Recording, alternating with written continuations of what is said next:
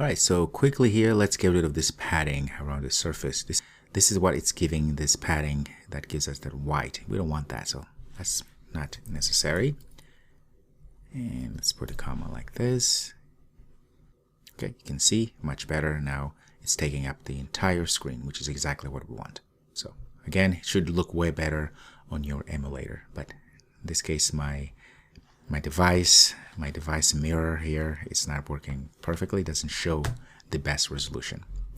Okay, so we're making really good progress. So at this point here, we're just passing, if you go back to our questions, we're just passing one object. All we're doing is just passing these questions, get the first one. But what we want to be able to do is, of course, to have a button such as this to go next and then go to the next question. Okay, so let's go back at the bottom here, display. We are going to add that button. So we have the text here and we're going to do that. Now, the other thing I can do here, because I want to make sure that this text changes, first of all, the color should be different, should be white so that we are able to see. But also we want to add the color that we see here, you see green when it's true. We want to propagate that color onto the text as well. So what we can do here is, instead of having a text like this, we're actually going to create an annotated string, right? An annotated text per se. First, at the top here, let's just put what we had before. So at the top here, I'm going to create a val called annotated string, just to build it differently, right? So build annotated string as such. I'm going to pass with style, pass our style, span style. I'm going to give font weight light, okay, and then I'm going to say the color, of course, is going to change accordingly what we had before. So I'm going to go ahead and copy what we have here.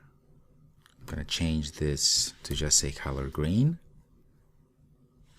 and I'm going to say else if, in this case here, if correct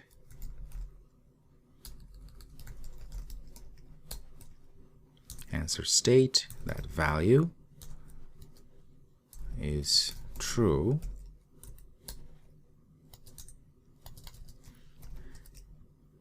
and index is also equal to answer state, that value, and this is going to be red, just complete red. This is going to be false, so the opposite what we had up there. And let's say else, we're going to just have up colors m off white. Okay, so essentially what we want to make sure that happens is, so what we're saying here, okay, if the correct answer, if the user gets the correct answer, then the color of the text is going to be green. If the user doesn't get correct answer, we're going to also make the color of text red. In any other case, the color is going to be white. So it's going to be just this white like that. Okay. And of course, we need to put out sort of a lambda here. What is that we're going to be annotating inside here? So we're going to be annotating this like this. But as you know, we actually have to do something different, which is going to be append, right, and pass our answer text as such. And after our else here, I'm going to say font size, I want to be about 17 sp, the font size of our answer text. All right, let's go ahead and give it a run and see for ourselves. Hopefully we'll get the correct colors. Oh, looks like it's not showing now. What seems to be the problem? Annotated string. I never. Okay, so I never called it. So I just created a val annotated string. So I need to actually call it at some point, of course. Right below here, I'm going to create the text. Let's pass our annotated string like this. modifier 6dp. Okay, that's good. Let's go ahead and run now.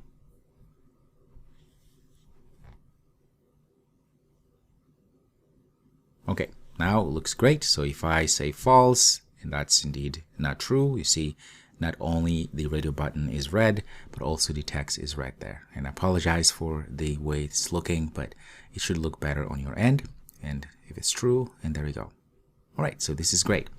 Now, like I said, let's add the button, the next button, because that is also important. So right below here, after these two lambdas, closing there, I'm going to say button. That's fine. And then let's give, of course, a modifier before we do anything.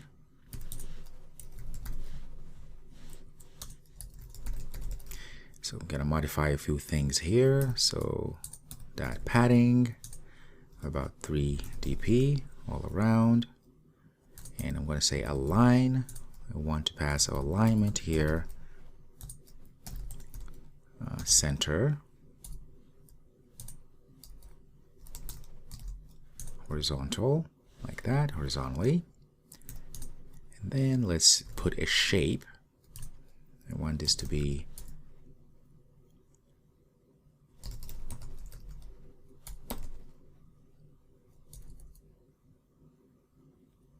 rounded corner shape. Let's pass 34 dp all around, all corners. And then we're going to change the colors, the button colors here. I'm going to say button defaults, such, and then button colors. This is how we change the button colors. Looks like it just always appends all of this, which we don't need. It's okay. We're going to change that. Okay, there we go. And it's going to be a list of the colors that we need to. In this case, I'm just going to pass the background color. Say app colors. Got M light blue. Okay, that's the only thing I want. And inside here, let's put all that in one line. And inside of our row here, I'm just going to put a text that will say next. Of course, we can add another modifier here.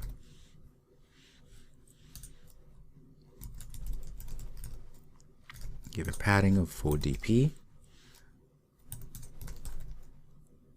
Color, say app colors.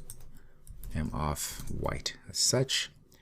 And I'm going to give a font size of about 17.sb. All right. So we should have something like this, hopefully. Let's go ahead and run. Voila, that looks good. Clickable and everything. Okay, so now we need to go back to our display, the actual function, because we commented out a few things here. We're going to uncomment all of these because we need to pass them.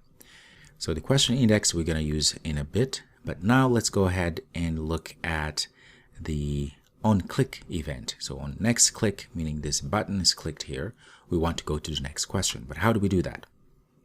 Going down to where this needs to be clicked or needs to be called is going to be inside of a button. So I'm going to call here on next clicked and pass our index. I'm going to say index question index as such, that value, okay, because it's immutable. Okay. Because we need the next, because this, so when we click, we're going to pass the question index so we know where to go next. In this case, it's going to be, we're going to increment 1 to go to the next question. But all of that is going to be passed where? Well, we're going to pass in our questions composable, because this is where we're going to pass, because this is where we pass that information. So what we're going to do here, I'm going to create another val. Okay, I'm going to say val question index, because we need to get that. Okay, I'm going to say is equal to remember as such, and it's going to be mutable state of. And for now, let's just give 0 in the beginning. All right. So next, what I'm going to do here